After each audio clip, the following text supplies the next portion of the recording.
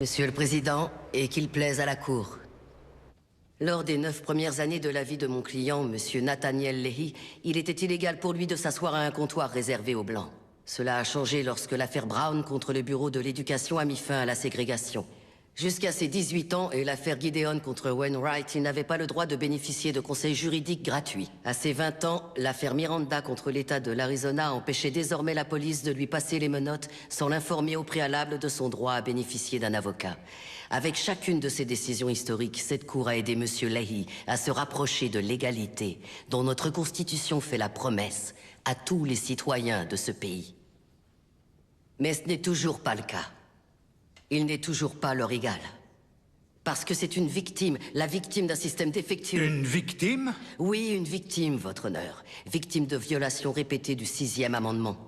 Votre client a avoué être un meurtrier, maître Keating. Juge Strickland, mon client n'a jamais été informé de son droit de faire appel de la sentence après sa première condamnation, ce qui prouve l'incompétence de son avocat. Oui, mais c'est sa version de l'histoire, je suppose. Les 15 avocats commis d'office qui ont représenté Monsieur Leahy lui ont tous demandé sans exception de plaider coupable à chaque fois. Êtes-vous en train d'insinuer que votre client n'était coupable d'aucun de ses crimes? Merci. Comme il n'a pas pu bénéficier d'avocats compétents, il a été condamné à des peines plus longues que la moyenne. Et ce sont toutes ces années en prison, incluant les séjours à l'isolement ayant causé des troubles mentaux, qui ont conduit aux événements tragiques de ce meurtre. Mais vous venez de dire que votre client était une victime. La victime d'un système de défense publique sous-financé. Ne m'interrompez pas.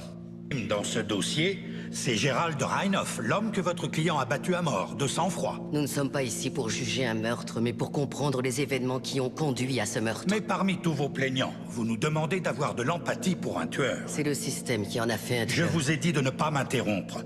Ce qui me semble évident dans cette affaire, et je ne crois pas être le seul à penser Ne cela, parlez pas en notre nom à tous. c'est qu'il s'agit d'un problème financier sur lequel le corps législatif de Pennsylvanie peut tout à Sauf qu'il fait... ne s'agit pas uniquement d'un problème financier, votre honneur.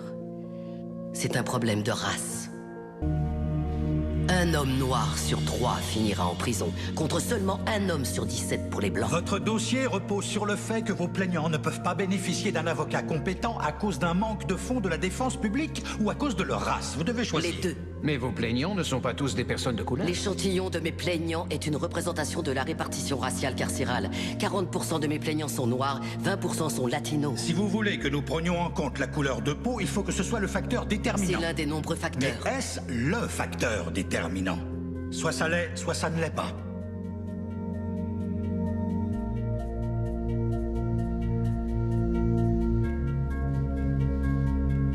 Oui. La race est le facteur déterminant. Vous n'avez pas déposé ce recours en vous fondant sur la discrimination.